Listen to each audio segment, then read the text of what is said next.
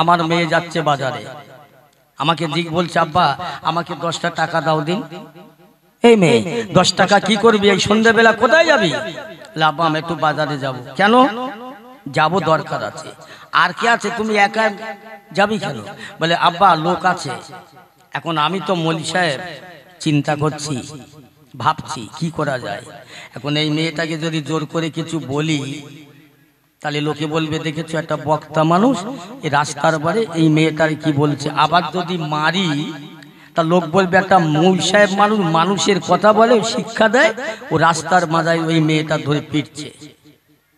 আবার চিন্তা করছি সব নয় বাদ দিলাম, যদি কিছু বলি সমাজের লোক হয়তো কিছু না বললে মেয়েটা যদি বাড়ি গিয়ে তেল খায়, বিষ খায়। আমি তখন চিন্তা ভাবনা করে কোনো স্টেপ না নিয়ে 10 টাকা চেয়েছে 50 টাকা দিয়েছি। এই কথাগুলো শুনছেন তো? 10 টাকা চেয়েছে 50 টাকা দিয়েছি। এখন আমি বাড়ি গেলাম, মেয়েটা রাত 12টা 13টা বেজে গেল, বাড়ি আসছে না, খবর নিলাম না। সকালবেলা উঠে দেখছি মেয়ে। একবার জিজ্ঞেস করলাম কোথায় গেলি, কি করতে গেলি, কেন বা গেলি? আমি জিজ্ঞাসা করলাম আমি বাপ হয়ে। এখন ধরে নেন আমি মরে গেছি, আমার মেয়ে মরে গেছে। আল্লাহ পাক বিচার করবে, বিচারের হাসরের ময়দানে। ওই মেয়েটাকে আল্লাহ বলবে তুই জাহান্নামে যাও। হ্যাঁ, তোমার বাপ ছিল মৌলভী সাহেব, মানুষকে বোঝাতো, আর তুমি তার মেয়ে দুনিয়ায় বেহায়ায় বেপরদার মতো বেরিয়েছো, বেগানা পুরুষের সঙ্গে চলাফেরা করেছো, হাটে বাজারে ঘুরেছো, সিনেমা গান বাজনা দেখেছো, যাও তুমি জাহান্নামে যাও। আল্লাহ আমি যে জাহান্নামে যাব, আমার বাপ যে মানুষকে বোঝাতো, বলতো, আমি মেয়ে আমার বাপের কাছে 10 টাকা চেয়েছিলাম, 50 টাকা দিয়েছিল। কই সেদিন তো আমার বাবা আমাকে নিষেধ করিনি, মানা করিনি। কইছে আমার বাবা? আল্লাহ দেখে দে সেই তোর বাবা। ওই মেয়েটা গিয়ে বাপকে সঙ্গে করে বলে আব্বা সেদিন তোমাকে 10 টাকা চেয়েছিলাম, 50 টাকা দিয়েছিলাম, আমাকে বারণ করুনি কেন, নিষেধ করুনি কেন, আমাকে কেন মারুনি? সেদিন আমাকে উৎসাহ দিয়েছিলে জাহান্নামে যাবার জন্যে। আজকে তুমি আমার আগে জাহান্নামে যাও, তারপর আমি 2 বাপ বেটিতে এক জাহান্নামে পড়ে বাপের বুকে আমচি খাবে আর বলবে বল আমাকে মানা করিসনি কেন? বিচার আপনাদের কাছে দিলাম, মেয়েটাই তোমাকে জাহান্নামে আগে ধাক্কা মেরে ফেলে দেবে। এর স্টেপ না নেওয়া। আজকের আমি বক্তা নয়, আমি একটা তক্তা, বুঝলেন? বহু ফুলের খুশবু আছে, গাঁদা ফুলের খুশবু আছে, রজনীগন্ধার খুশবু আছে, গোলাপ ফুলের খুশবু আছে, পাকড়া গাছের খুশবু নেই। আমি হলাম আপনাদের কাছে একজন পাকড়া গাছ, আমার মধ্যে কিচ্ছু নেই। দুটো কথা আমল করে যান, হকের উপরে চালান। একটা মহিলা 4টে পুরুষকে জাহান্নামে নিয়ে যাবে। আল্লাহ রসুল বলেছে, প্রথম তার বাবা, দ্বিতীয় তার ভাই, তৃতীয় তার স্বামী, তারপর তার ছেলে। যদি স্টেপ না লাও জাহান্নামে নিয়ে যাবে। মেয়েরা বেপরদায় ঘুরবে, বাপ হয়ে কিছু বলবে না, তার গার্জেন কিছু বলবে না। আজকে বড় দুঃখ লাগছে, নবিয়ানা মজলিস করে তার আশেপাশে এরকম কথা হবে, বেহায়ার মতো চলবে, আল্লাহ অসন্তুষ্ট হবে, আল্লাহ নারাজ হবে, আল্লাহ বেজার হয়ে যাবে। আমার নবিয়ানা মজলিসে নবীকে চেনেন, যে নবী আমার আপনার জন্য সারাটা জীবন কাঁদলো, আর সেই নবীর মহব্বত করলে না, এখানে বসলে না, একটু কাঁদলে না, একটু চিন্তা করলে না, ভাবলে না? আল্লাহ বলছেন কুল্লু নাফসিন যায়কাতুল মাউত, মউত আমার হবেই হবে অবধারিত। মৃত্যুর পরে আমার একটা জায়গা আছে, সেটা হলো আখিরাত। আমার আখিরাত কি হবে, আমার পরকাল কি হবে, আমার কবর কি হবে? আমি দুনিয়ার খবর রাখলাম, পেপার দেখছি, পত্রিকা দেখছি, তামাম দুনিয়ার সব খবর রাখছি, আমার আখিরাতের খবর রাখি না। আমার কি হবে ভাবি না। সারাটা জীবন আনন্দ করলাম, ইয়ার কি করলাম, জীবনটা রঙে রঙিন করে দিলাম, আমার কি হবে ভাবি না। আমার যে একদিন কবরে যেতে হবে, এই ভাবনাটা যারা ভেবেছিল তাদের কাছে শিক্ষা নেন। কাঁদুন, আল্লাহর কাছে কাঁদুন, কান্না ছাড়া দুনিয়ায় কোনো পথ নাই, কাঁদার মতো কাঁদুন। আল্লাহকে যদি চাও, আল্লাহকে যদি ভালোবাসতে চাও, ভালোবাসার মতো বাসো। আল্লাহ রসুলকে যদি ভালোবাসতে চাও ভালোবাসার মতো বাসো, ইরাম নয়, অর্ধেক ইদিক অর্ধেক উদিকে নয়। কথা বলছেন? যদি তোমার ভালো লাগে আল্লাহ রসুলের রাস্তাটা, তাহলে আল্লাহ রসুলের রাস্তায় পরিপূর্ণ ঢুকে পড়ো। আল্লাহ রসুলের দেখানো রাস্তাটাকে তুমি ফেলে দিও না। তোমার কপাল ফাটা, বদনসিব।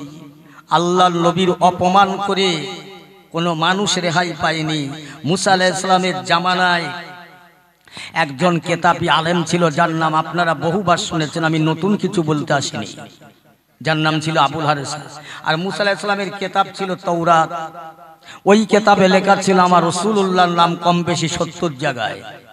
আবুল হারেসা কেতাবটা ঘেঁটে দেখলো যে এই কেতাব মুসা আলাইহিস সালামের জামানাতে আল্লাহ দিল, এর মধ্যে মুহাম্মদ সাল্লামের নাম কেন? না, এই নামগুলো কেটে আমি মুসা আলাইহিস সালামের নামটা বসিয়ে দেব, আল্লাহ খুশি হবে, মুসা খুশি হবে। আবুল হারেসা তাই করলেন, কেটে কেটে ওই জায়গায় মুসা আলাইহিস সালামের নাম বসালেন, আমার নবী পাকের নামটা কেটে দিলেন। সঙ্গে সঙ্গে আমার আল্লাহ সহ্য করলেন না। আবুল হারেসা কেতাবী আলেম, হাক্কানি আলেম, একেবারে সাথে সাথে আল্লাহ পাক এত নারাজ হয়ে গেল, ওকে একটা গোসাপ বানিয়ে দিল, যাকে আমাদের দেশের লোক বাংলা কথায় বলে গুহের খেল সাপ, গোসাপ। ও বসে আছে রাস্তার পাশে। মুসা আলাইহিস সালাম বলছে, আবুল হারেসা কি ব্যাপার? হুজুর, আমি অন্যায় করেছি, সেটা আপনার জন্য করেছি। আমি যদি ভুল করে থাকি সেটা আপনার জন্যই করেছি, আমাকে মাফ করে দেন। আল্লাহর কাছে বলুন, একটু কাঁদুন। আল্লাহ পাকের দরবারে মুসা বলছেন, আয় আল্লাহ, আবুল হারেসা অন্যায় করেছে, মাফ করে। আল্লাহ বলছেন, এ মুসা, আর একটা বার যদি তুমি আবুল হারেসার জন্য মাফ চাও, আমি তোমাকে নবুয়াতের দপ্তর থেকে নাম মুছে দেব। তুমি জানো যার ওসিলা আমি দুনিয়া কুল কায়নাত বানিয়েছি, আর সেই নবীর সঙ্গে বেয়াদবি করবে, আমি তো মাফ করবই না। আর তুমি যদি ওর জন্য মাপ চাও, তাহলে তোমাকে নবীর দপ্তর থেকে নামটা মুছে দেব। মুসা আলাইহিস সালাম আর কোনো কথা না বলে ফিরে আসছেন।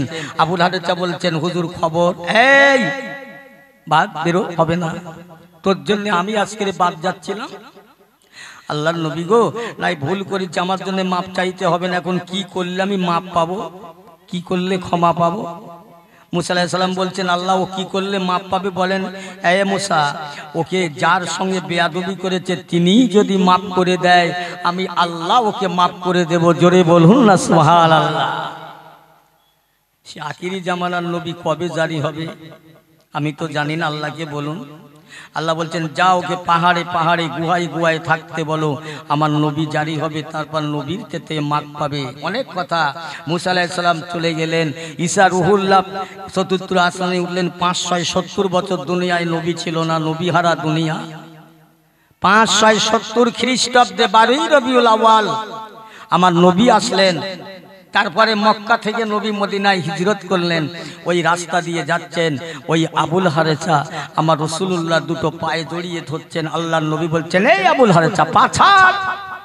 আল্লাহর নবী গো, আমি আবুল হারেসা যখন বুঝতে পেরেছেন আমার এই দোষা কেন হয়েছেন, আপনি তা বিলক্ষণ জানেন, আমাকে মাফ করে দেন। আল্লাহর নবী বলছেন, যা, আমি তোকে মাফ করে দিলাম। জোরে বলুন না সুবহানাল্লাহ। সঙ্গে সঙ্গে আবুল হারেসা মানুষ হয়ে গেল। আল্লাহর নবী বলছেন, এই আবুল হারেসা, আমার পিঠের চালের জামাটা উঁচু করে দেখো তো।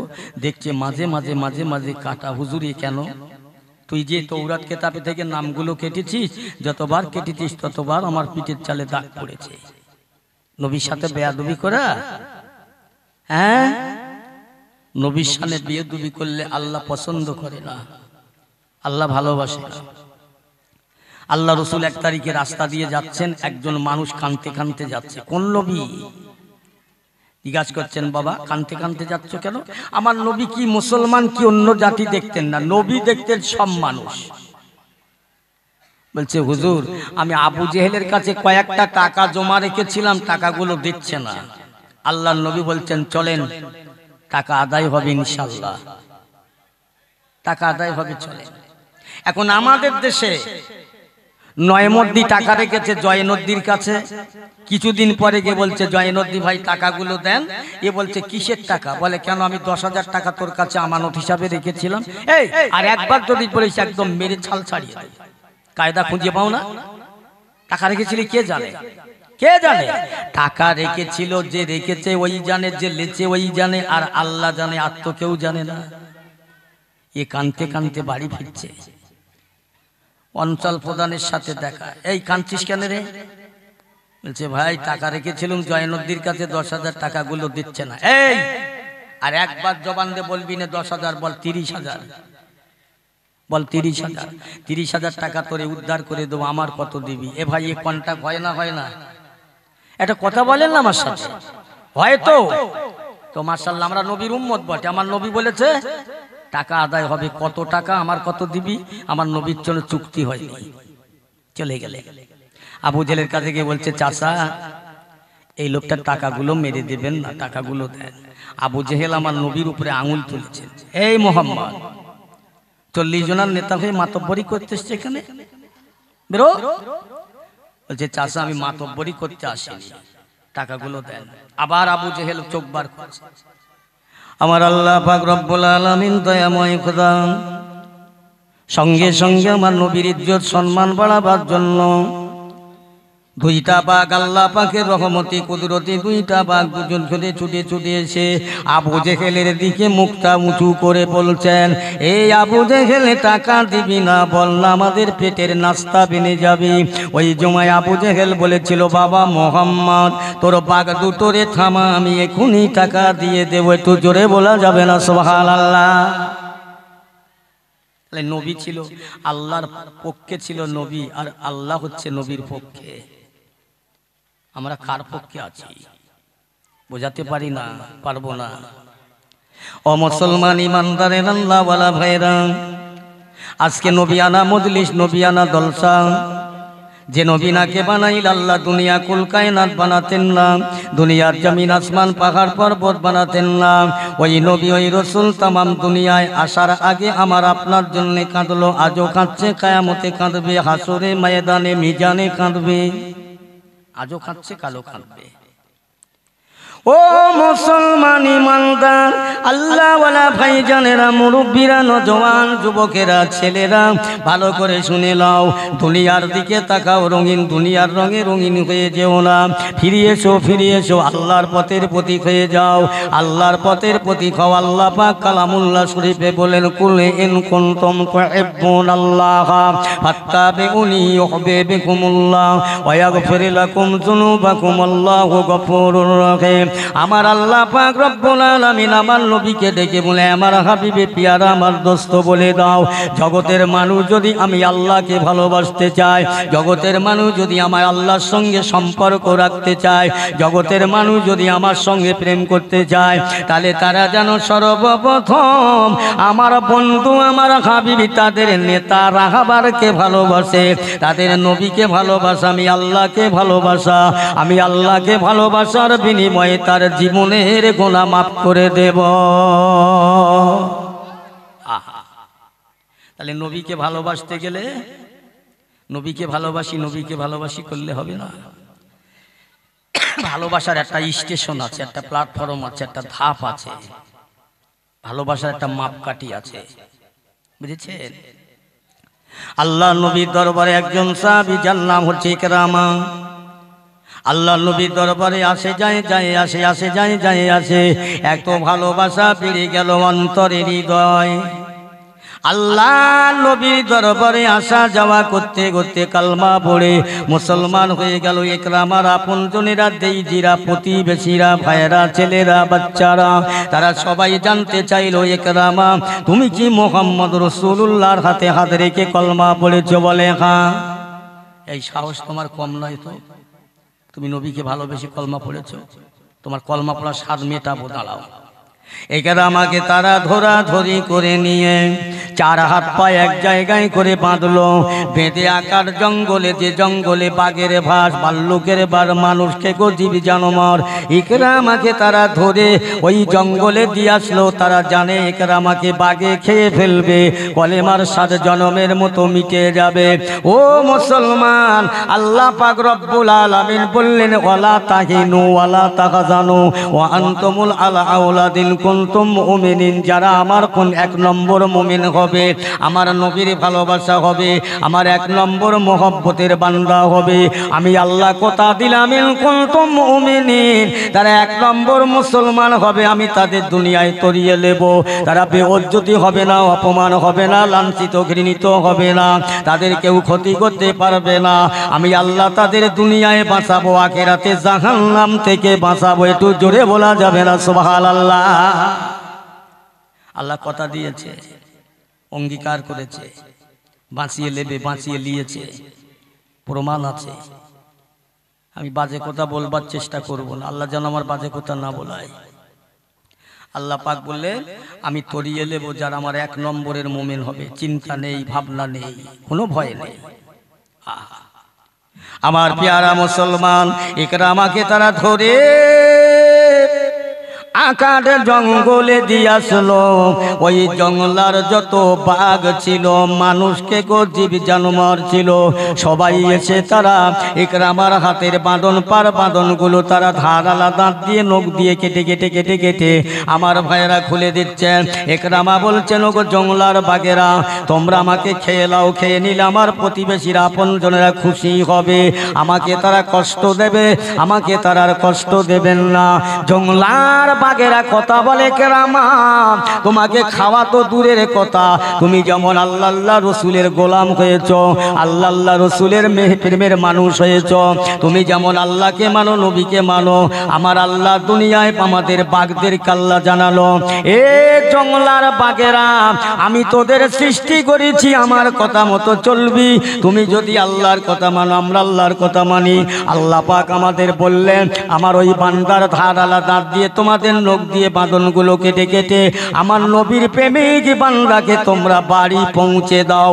ইকরামা তোমাকে খাওয়া তো দূরের কথা, একটা পশমের ক্ষতি করতে পারবো না, আল্লাহ পাকের হুকুম আমরা পালন করব, তোমাকে বাঁধন খুলে দিলাম, তুমি বাড়ি চলে যাও। জোরে বলা যাবে না? যাও।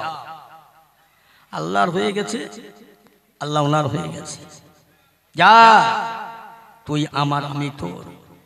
আল্লাহ বলছে তুই আমার না, আমি তোর না। চলে গেলেন। তারপর দিন সকালবেলা দেখছি ইকরামা বাড়ি ঘুরছে। কি ব্যাপার? এই ইকরামা কি ব্যাপার, ঘুরছো কেন? কি করে বাড়ি আসে? আল্লাহ আমাকে বাঁচিয়েছে। ওদের মাগের মাত্রা আরো বাড়ল। আবার তারপর দিন সকালবেলা তাকে ডাকলেন, মানুষেরা লাইন দিয়ে কাতার দিয়ে বের করলেন। ও ইকরামা শোনো শোনো, তোমার আল্লাহ বাঁচিয়েছে, দেখি তোমার আল্লাহ এবার কেমনে বাঁচায়। ইকরামাকে তারা ধরে নিয়ে আবার তারা ভাইজান কি করছেন, তারা ধরে নিয়ে বলছে চলো চলো, বিরাট বড় পাহাড়, উঁচু পাহাড়, হাজার হাজার ফুট উপরে উঠব, উঠে ইকরামাকে দোলা দিয়ে দোলা দিয়ে দোলা দিয়ে দোলা দিয়ে নিচে ফেলে দেব। ইকরামা গড়িয়ে গড়িয়ে পাহাড় থেকে পড়ে যাবে, হাড় হাড্ডি রক্তগ্রস্ত মাংস ছিন্ন বিচ্ছিন্ন হয়ে যাবে। আমরা ইসলামটাকে মিথ্যা বলে প্রচার করব, কলেমা পড়া সাদটা মিটে যাবে। এই এদের আশা, এদের নিয়ে ইকরামাকে তারা পাঁচ বাইশ মিলে ধরে নিয়ে পাহাড়ের উপরে উঠতে লাগলো।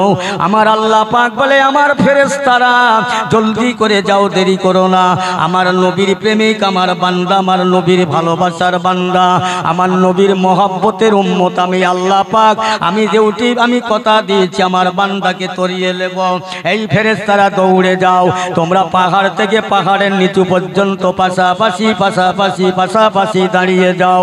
ওরা যখন ছুঁড়ে ফেলে দেবে তোমরা সবাই এর হাক্কা থেকে ওর হাতে, ওর হাত থেকে ওর হাতে, ইকরামা যেন কোনো কষ্ট না পায়, ইকরামা সশরীরে যেন বাড়ি ফিরে যায়।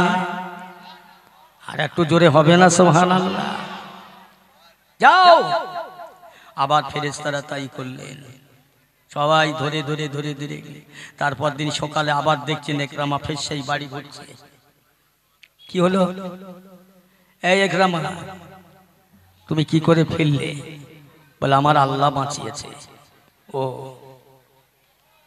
ওই রাস্তার উপরে একটা সভা হচ্ছে না, জলসা না কি বলেন দিন? হ্যাঁ, আসলে কি ব্যাপার জানেন? একজনা রাস্তার বারে বসে পায়খানা ফিরছে আর শশা খাচ্ছে। তার রাস্তার একজন ভদ্রলোক যাচ্ছে আর বলছে, এই মিয়া, হয় পায়খানা করিয়ে খা, নাই খেয়ে পায়খানা কর। এ তখন বলছে, ফের যদি বলো তুই কি জোবড়াবো আর খাবো। কথা বলছেন, এদের তাই অবস্থা। এদের যত বলো আর যাই করো, উল্টো তার উৎপত্তি। এ মুসলমান জাত। আমি যেখানে যাই, এখানে গল্প করার জন্য রাস্তায় বসে গল্প করছে, পাশে নবিয়ানা মজলিস হচ্ছে, ওই কথা আলেমদের কানে আসছে। আমার কানে আসবে কেন আপনাদের কথা? যা পারেন করেন, ওইদিকে চলে যান। মেয়ে ছেলে বেটা ছেলে আওয়াজ করছে, কথা আমার কানে আসবে কেন? কিসের মিলাদ শুনতে? হ্যাঁ, মাফ করে, আল্লাহর রাস্তে বলছি, বেঁচে যাবেন, আল্লাহ বাঁচাবেন। সোজা রাস্তায় চলেন, হেঁকা বেঁকা চলেন না, সোজা চলেন। তাহলে একরামাকে তারপর দিন ফের ধরেছে। একরামা, কি ব্যাপার, কি করে ফিরলে? বলে, আমার আল্লাহ বাঁচিয়েছে। ওদের আরো রাগের মাত্রা বেড়ে গেল। দেখি তোমার আল্লাহ কি করে বাঁচায়। একরামাকে তারা ধরে বস্তার মধ্যে নিয়ে 4 হাত পা বেঁধে তারা চিন্তা নিল, যুক্তি করলো, মিটিং করলো যে দরিয়ার মাঝখানে 2-4 দিন ধরে যাব, লঞ্চে একদম দরিয়ার মাঝখানে ফেলে দেব, যেখান থেকে একরামার ফিরে আসার কোনো লাইন পাবে না। পানির নিচেই পড়ে, পানির দরিয়ার পানির নিচে হাঙর কুমির আছে, ওরা খেয়ে ফেলবে। আর আমরা সেই সময় মোহাম্মদের ধর্ম ইসলামটাকে মিথ্যা বলবো যে, মোহাম্মদ তোমার কিরকম ইসলাম প্রচার করছো, তোমার ধর্ম কবুল করেছে, আর সেই মানুষটাকে বাঘে খেলো, কুমুরি খেলো। এই হেদের নীতি আশা। আল্লাহ বলছে, তোরা দেশ চলো না, বলো না, আমি সব জানি। আমি আল্লাহ যার হয়ে গেছি, আমি আল্লাহ যার হয়ে গেছি, তার আর কোনো কেউ ক্ষতি করতে পারবে না। তারা তাই করলেন। 2-4 দিন ধরে লঞ্চ নৌকা পানির তলায় মাঝখানে গিয়ে ফেলে দিয়ে বলছে, এখান থেকে একরামা আর যেতে পারবে, দাও এখানে ফেলে দিয়ে সব চলো বাড়ি চলো। ফেলে দিলেন। আমার আল্লাহ পাক রব্বুল আলামিন দরিয়ার পানির নিচে যত কুমির ছিল, হাঙর ছিল, মানুষ, পানির জলজন্তু ছিল, সমস্তকে বলে দিলেন, এ পানির জন্তুরা, জঙ্গলে পানির কুমিরেরা, হাঙরেরা, সব তো আমার সৃষ্টি। আল্লাহ বলছে, সব আমার সৃষ্টি, সব আমার কথা। এই একরামাকে কেউ খাবেন না, যেভাবে বাড়ি আসতে পারে তোমরা তাই। একরামাকে পানির নিচে ফেলে দিয়ে তারা আনন্দ করতে, হাসতে হাসতে ফিরে আসতেছেন। ও মুসলমান, ও আমার আল্লাহওয়ালা ভাই জানেরা, একরামাকে তারা ধরে পানির নিচে ফেলে দিয়ে আনন্দ করতে, হাসতে হাসতে ঘরে ফিরছেন। পানির নিচে একরামা পড়ে গেলেন, ফেলে দিলেন। এমন ভাইরা, কুমিরেরা, হাঙরেরা এসে বস্তাটা খুলে তাদেরকে দাপাতনগুলো খুলছেন। একরামা বলছো, দরিয়ার জীবী জানোয়ারেরা, আমি তোমাদের খাদ্য হিসাবে যদি হয়ে যাই, খেয়ে নাও। আমার জানে ওরা কষ্ট দেয়, আমার আপনজনেরা খুশি হবে, আমার আপনজনেরা সন্তুষ্ট হবে, তোমরা যদি খেয়ে নাও। পানির দরিয়ার মধ্যে যতগুলো জীব জানোয়ার ছিল, সবার একই কথা, একরামা তোমাকে খাওয়া তো দূরের কথা, তোমার এক টাকার পশম ক্ষতি করতে আল্লাহ নিষেধ করলো। তুমি যেমন আল্লাহ রসুলকে ভালোবাসো, আমরা আল্লাহ রসুলকে ভালোবাসি। আল্লাহ আমাদের হুকুম করলেন, একরামা তোমাকে যাতে বাড়ি তাড়াতাড়ি ফিরতে পারো। আল্লাহ পাক আমাদের তাই বলে দিল। একরামাকে তারা বাঁধনটা খুলে দিয়ে তারা এক এক লাইনে দাঁড়িয়ে গেল, পিঠের চালে করে বহন করে তারা একরামাকে দরিয়ার কিনারায় পারে পৌঁছে দিল। এখনো যারা দরিয়ার পানিতে একরামাকে ফেলে দিল, তারা বাড়ি ফিরল না। তার আগে আল্লাহর নবীর ভক্ত ভালোবাসা একরামা তাদের আগে বাড়ি ফিরল। একবার জোরে বলা যাবে না সুবহানাল্লাহ? বুঝেছে? একরামাকে আবার থেকে বাড়ি, এখনো তারা ফিরিনি। তো এই যারা একরামাকে দরিয়ার পানিতে ফেলে দিল, তারা তো এখনো ফিরল না। এ ফিরল কি করে? কি ব্যাপার? একরামাকে আবার তারা ডাকলেন, বলো তো একরামা, কি করে তুমি বাঁচলে? একটাই কথা, আমার আল্লাহ বাঁচিয়েছে। জোরে বলেন না সুবহানাল্লাহ? অনেক মানুষেরা বলে, ধান টান ঢালামারা করে বলছে ভাই ধানের মাত্রা কম হয়েছে, তার কারণ হলো সারের মাত্রা কম হয়ে গেছে। ঈমান থাকবে তো? সারের মাত্রা কম। ও বলল না যে আমার নসিবে আল্লাহ যেটা রেখেছিলেন, দুনিয়ায় মানুষ সৃষ্টি করার আগে তার তকদির সৃষ্টি করেছে, তার নসিব সৃষ্টি করেছে। সে কতদিন বাঁচবে, কতটা জমাবে, কতটা কামাবে, কতটা খাবে, তার নসিবে, তার নসিবের খাতায় লেখা আছে। আজকের এখান জলসা হবে, আমি জলসা করব, আমার নসিবে লেখা ছিল তাই হচ্ছে। এটা বিশ্বাস করতে হবে। এই বিশ্বাস করার নামই ঈমান। তোমার নসিবকে বিশ্বাস করার নামই ঈমান। আল্লাহ বাঁচিয়েছে বলে দেখি সব লোকের এক জায়গায় হয়ে বলছে আজকে সব চল। ইকরামা কিন্তু জিতে গেছে, আমরা সব হেরে গেছি। জোরে বলুন না সুবহানাল্লাহ। ধরো ইকরামাকে বললেন তুমি বলো তো কি করে বাঁচলে, সমস্ত বিষয়টা বললেন। ইকরামার বিরোধী যারা, দুশ্মন যারা, তারা বলতে লাগলো ও ইকরামা আজ তুমি জিতে গেলে, বিজয়ী হলে, আমরা হেরে গেলাম, প্রস্তুত হলাম। চলো না চলো না, যে লোকটার হাতে হাত দিয়ে কলমা পড়েছো, মুসলমান হয়েছো, আমরা আর পিছিয়ে থাকবো না, প্রজ্ঞা করবো না। সবাই ইকরামার সঙ্গী হয়ে আল্লাহ নবীর দরবারে গিয়ে সবাই একে একে আল্লাহ রসুলের হাতে হাত দিয়ে আল্লাহর মহাবাণী কলমা পড়ে তারা মুসলমান হয়ে জান্নাতের যোগ্য মানুষ হয়ে গেল। জোরে বলুন সুবহানাল্লাহ। এমনি এমনি নবীকে ভালোবাসবে কি করে? রাসূলকে ভালোবাসা আলাদা জিনিস। এখন আমরা যারা এখানে বসে আছি, নবীকে দেখিনি, আল্লাহকে দেখিনি, জান্নাত জাহান্নাম দেখিনি, বিশ্বাস করেছি নবী আছে, আল্লাহ আছে, জাহান্নাম আছে, জান্নাত আছে, বিশ্বাসটার নাম ঈমান। বিশ্বাস করে বসেছি এখানে। আবু জেহেল আমার নবীকে দেখেছে, আবু লাহাব দেখেছে। আল্লাহ রসুলকে যারা দেখেছে তারা রক্ত জড়িয়ে দিয়েছে পাথর মেরে, বরং কলেমা তাদের নসিব হয়নি, কপাল ফাটা। আমরা পদ্মপুকুরের মানুষ, বিভিন্ন জায়গার মানুষ, নবী না দেখে বিশ্বাস করে বসেছি। আমাদের কপাল ভালো না খারাপ? ভালো। জোরে বলেন না সুবহানাল্লাহ। কি গো, যদি আল্লাহ রহম করে নবীর সুপারিশ যদি পাওয়া যায়, জান্নাত পাওয়া যাবে। নবীর সুপারিশ ছাড়া জান্নাত মিলবে না। এখন নবীকে চিনতে গেলে কোথায় যেতে হবে? ইরাকে, আফগানিস্তানে, সৌদি আরবে নবীকে চিনতে গেলে আল্লাহর ওলিদের দরবারে যাবার লাগবে। আল্লাহর ওলিদের চিনলে নবী চেনা যাবে, আল্লাহর নবীকে চিনলে আল্লাহ চেনা যাবে। আল্লাহ চেনা গেলে আর তার কোনো ভয় নাই। জোরে বলুন না সুবহানাল্লাহ। এখনকার কিছু আলেমরা বলছে ও পীর ফকির নেই মানতে হয়, ও মানুষ, আমি মানুষ, ওর কাছে যাব কেন? এখন পদ্মপুকুরের কোন মানুষ ধরে নেন বোম্বে চাকরি করে, বোম্বে থেকে বাড়ি শিয়ালদা এসে লেবে টিকিট মাস্টারকে বলছে স্যার আমাকে একটা পদ্মপুকুর টিকিট দেন। খুব ভালো করে শুনলেন, পদ্মপুকুর টিকিট দেন। ও টিকিট মাস্টার হাত লাড়াচ্ছে, এদিকে দেখে বলছে এই আমি একটা পদ্মপুকুর পাচ্ছি না।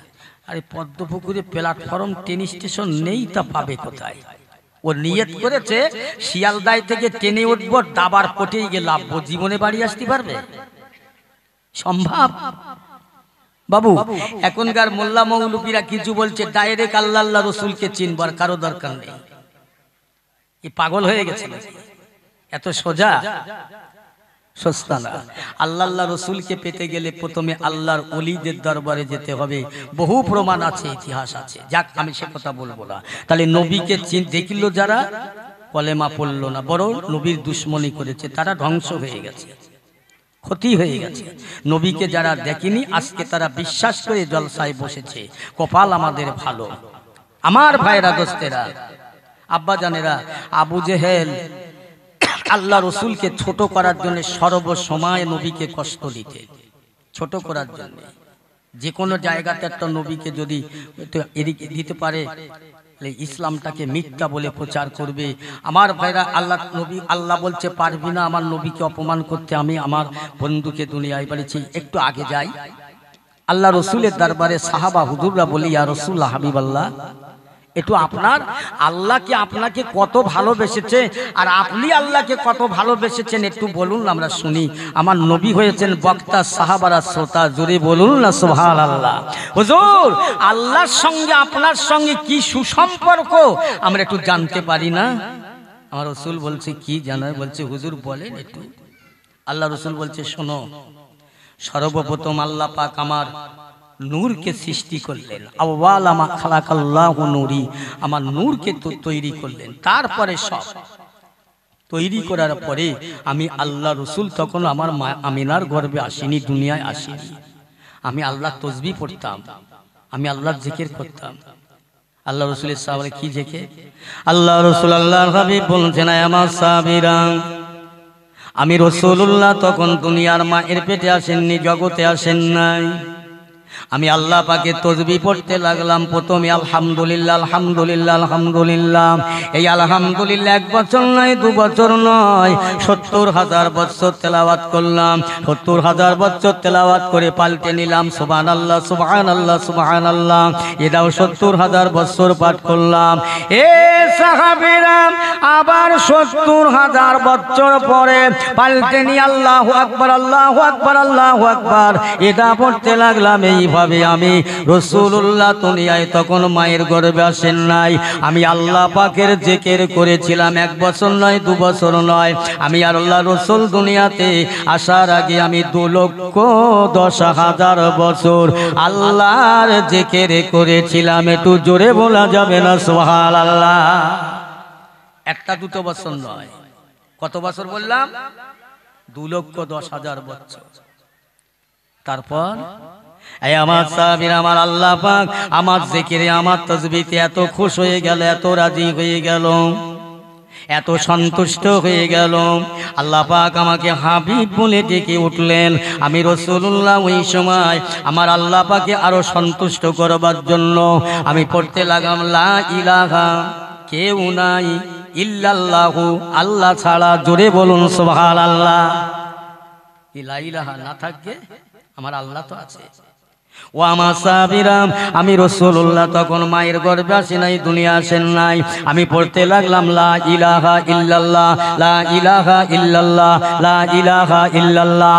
এই পড়া পড়তে লাগলাম, লা ইলাহা, কেউ নাই, ইল্লাল্লাহু, আমার আল্লাহ ছাড়া কোনো মাবুদ নাই। আমার আল্লাহর নবী বললেন, আমি পড়তে লেগেছি লা ইলাহা ইল্লাল্লাহ, আর আমার পরে আমার আল্লাহ বলছে মুহাম্মাদুর রাসূলুল্লাহ মুহাম্মাদুর রাসূলুল্লাহ মুহাম্মাদুর রাসূলুল্লাহ।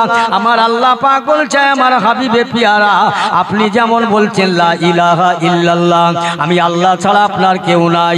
আমি আল্লাহ বলছি মুহাম্মাদুর রাসূলুল্লাহ, আপনি ছাড়া আমার কেউ নাই। একবার জোরে বলা যাবে না সুবহানাল্লাহ?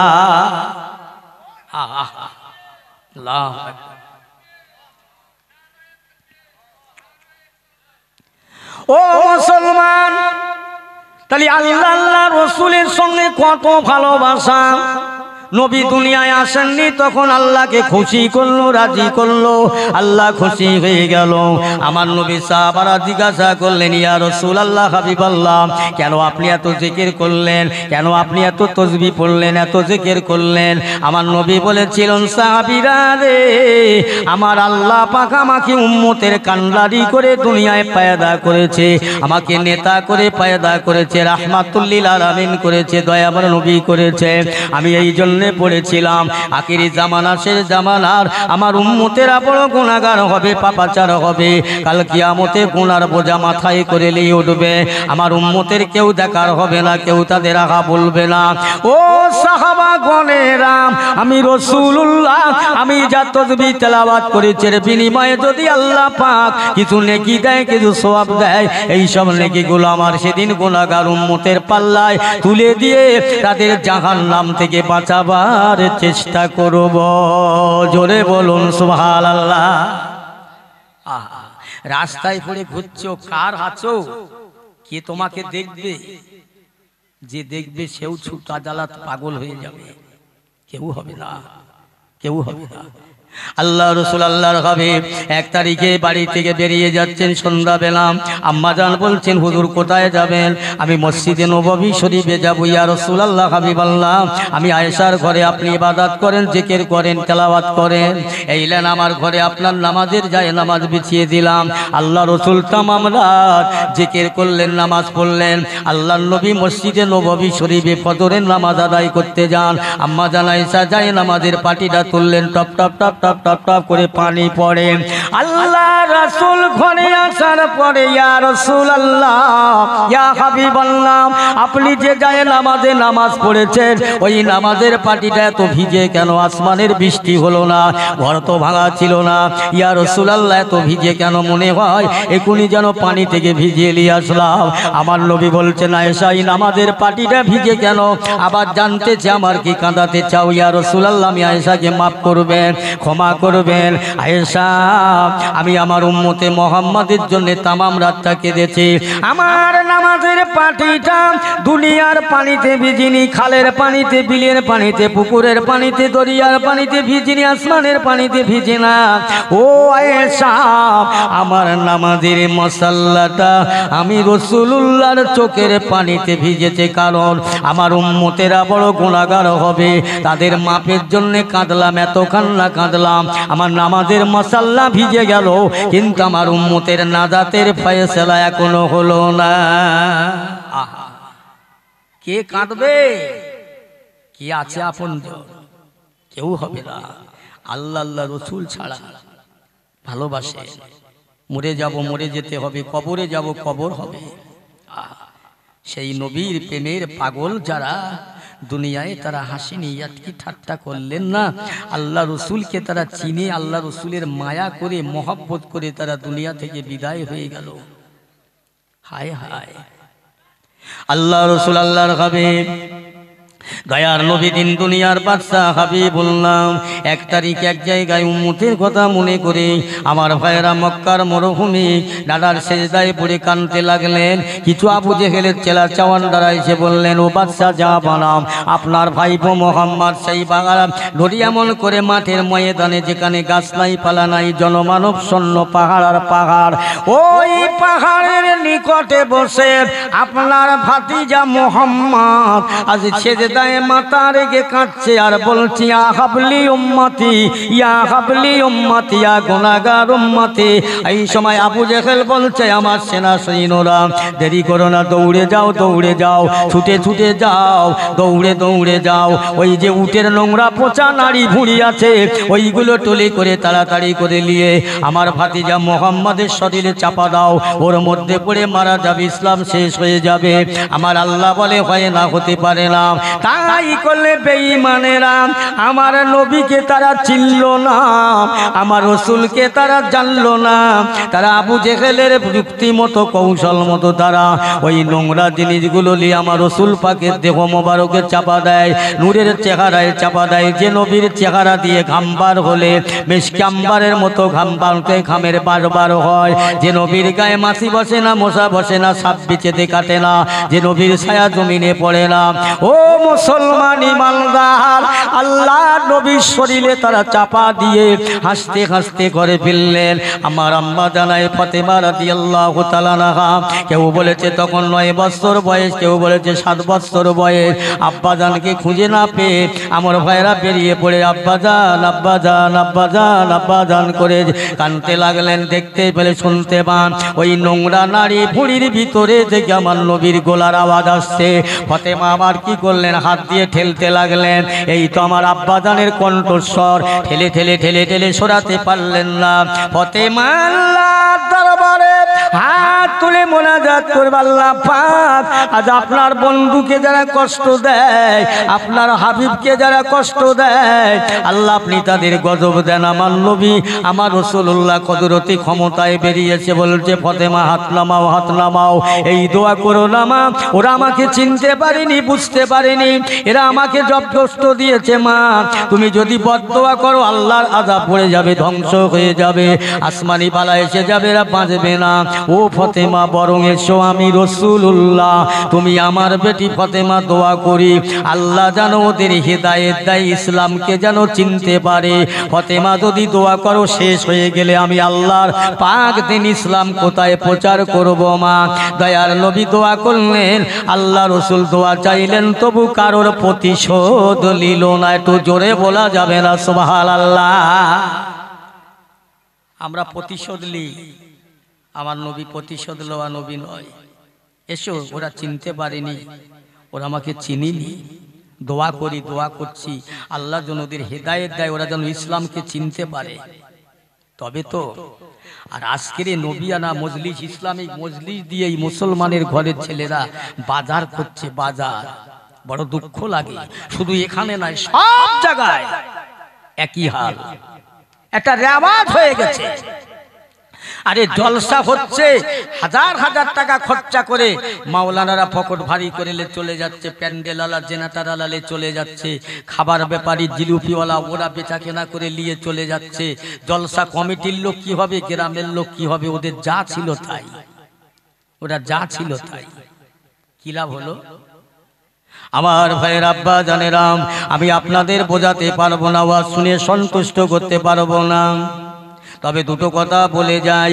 একটা কথা হচ্ছে আপনি আমি সবাই একটাই কথা মানব দুটো জিনিস সাথে করে নিয়ে কবরে যাবার নিয়ত করব দুটোর একটা হলো ঈমান আর একটা হলো আমল আল্লাহ রাসূল আমাদের দেখিয়ে দিয়েছে এই পথে চললে জাহান্নামে যাবে এই পথে চললে জান্নাতে যাবে এইটা করলে আমলওয়ালা হবে এইটা করলে ঈমানদার হবে এইটা করলে বেঈমান হয়ে যাবে এইটা করো না এইটা করো এই পথে চলো এই পথে চলো না আমার রাসূলের দেখানো রাস্তাটা আজকে তোমরা যাতা মনে করলে আমার রাসূলের দেখানো পথটা তোমরা সামান্য মনে করলে আমার ভাইয়েরা কথার প্রসঙ্গে কথা বেড়ে যায় আমার বিশ্ব নবী হাবিবুল্লাহ কেমন নবী যার গায়ে নোংরা মনে করে উটের পচা নাড়ি ভুঁড়ি চাপিয়ে দেয় আমার বন্ধুরা 1 তারিখ আমার রাসূলুল্লাহ দয়াল নবী মাগরিবের নামাজ পড়ার জন্য মসজিদে নববী শরীফে যান আমার আপনার আম্মা জান আল্লাহর নবীর বিবি আমাদের আম্মা জান আয়েশা সিদ্দিকা রাদিয়াল্লাহু তাআলা আনহা যিনি 6 লক্ষ হাদিস পাকের হাফেজা 30 পারা কোরআন পাকের হাফেজা হে আল্লাহর নবীর বিবি আমাদের আম্মা জান বলছি ইয়া রাসূলুল্লাহ হাবিবাল্লাহ আজকে নামাজ পড়ে আপনি দেরি করবেন না জলদি করে তাড়াতাড়ি আমার ঘরে আসবেন একটু কাজ আছে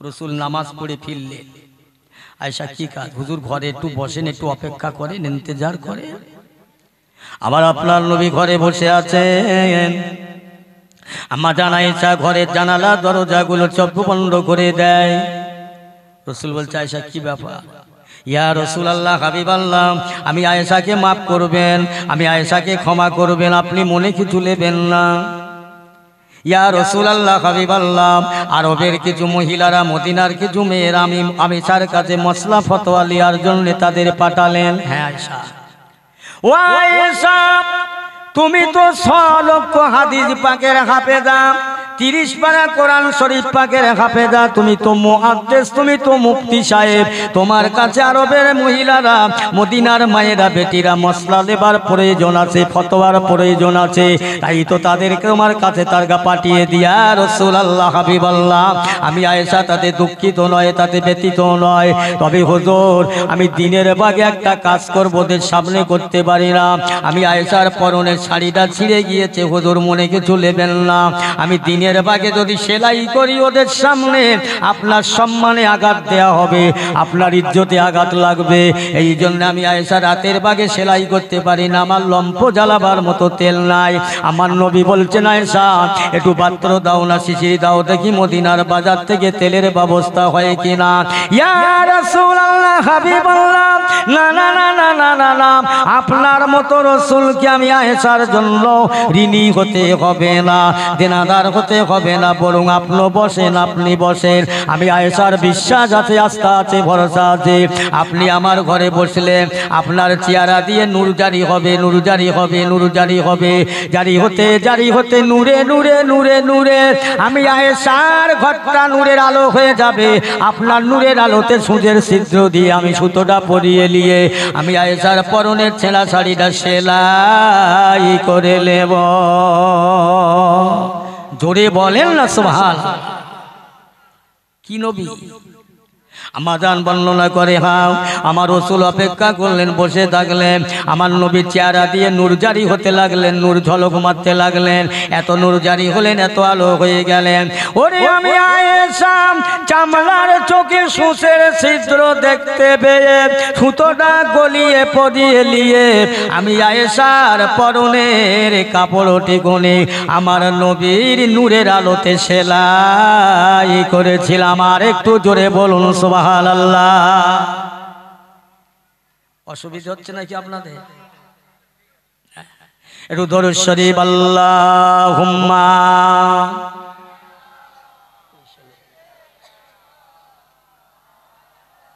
পানি দাও একটু।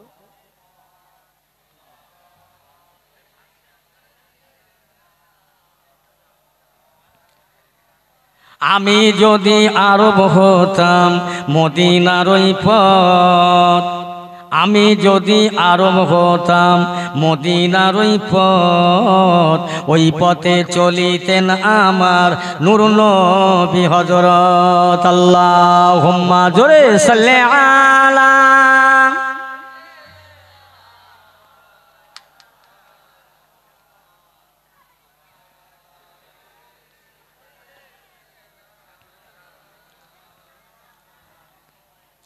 কার কথায় দেয় ব্যথা প্রাণে সহে না, কার কথায় দেয় ব্যথা প্রাণে সহে না, সে যে মোরে নূর নবী মদিনার ময়না।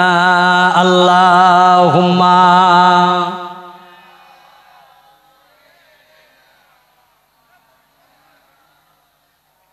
ওয়ালা আলি।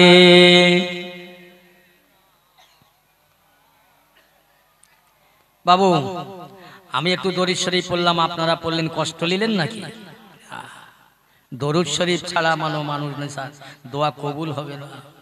বাবাজি এক জায়গায় জলসায় গিয়েছি, আমাকে বলে দিচ্ছে হুজুর বেশি দরুদ শরীফ পড়বে না, ভূমিকা দেবে না, উঠি ওয়াজ শুরু করে দেবে। আমি বলি আমার হাঁটকুলো ওয়াজ আমি করতে পারবো না, যে মজলিসে দরুদ শরীফ নেই ওই ওয়াজ করতে পারবো না। দরুদ শরীফ নেই, দরুদ শরীফের এত উপরে বাধা কেন? কি হয়েছে? আমার নবীর দরুদ শরীফ সব জায়গায় আছে। আজানে নবীর নাম, একামতে নবীর নাম, আমার নবীর দরুদ শরীফ নামাজের মধ্যে আছে। নামাজের মধ্যে ওই দরুদ শরীফ কেউ যদি না পড়ে তার নামাজই হবে না। নেই, আমরা পড়ি না? আল্লাহুম্মা সাল্লি আলা মুহাম্মাদিন ওয়া আলা আলি মুহাম্মাদিন কামা সাল্লাইতা আলা ইব্রাহিম ওয়া আলা আলি ইব্রাহিম ইন্নাকা হামিদুম মাজিদ। একবার জোরে বলা যাবে না সুবহানাল্লাহ? এই দরুদ শরীফ আছে না নাই? আছে তো। এটা বাদ দিলে কোনো মুফতি সাহেবের নামাজ হবে? আমার মুসলমান ভাইয়ের আব্বা জানেরা, আমার নবীকে ভালোবাসার কথা বলছি, আমার নবীর মহব্বতের কথা বলছি, আমার নবীকে চেনবার কথা বলছি। নবীকে যদি ভালোবাসেন ভালোবাসার মতো ভালোবাসেন, নবীকে যদি চিনতে পারেন চেনার মতো চেনেন। ও মুসলমানি বান্দারেরাম, আল্লাহ ওয়ালা গণেরাম, ভাইজানেরাম, আজকে নবিয়ানা মজলিস দিয়ে এই জায়গায় মানুষ পাওয়া যায় না, বসার শুনবার মানুষ পাওয়া যায় না। আমার নবী পাক দুনিয়ার বুকে যদি কষ্ট না করতেন, তায়েবের জমিনে যদি মার না খেতেন, উহুদের যুদ্ধে যদি দান দান মোবারক না শহীদ হতেন, মক্কা ছেড়ে মদিনায় যদি না যেতেন, আজ পদ্মপুকুরের মানুষ কেন, এই গোটা পশ্চিম বাংলার মানুষ কেন, পৃথিবীর মানুষেরা ধর্ম বলে জানতো না, ইসলাম বলে চিনতো না, টুপি দাড়ি চিনতো না। একমাত্র আমার নবীর অবদানে, আমার নবীর মেহনতে এই ইসলামটা এই পর্যন্ত পৌঁছেছে। একবার জোরে বলা যাবে না সুবহানাল্লাহ?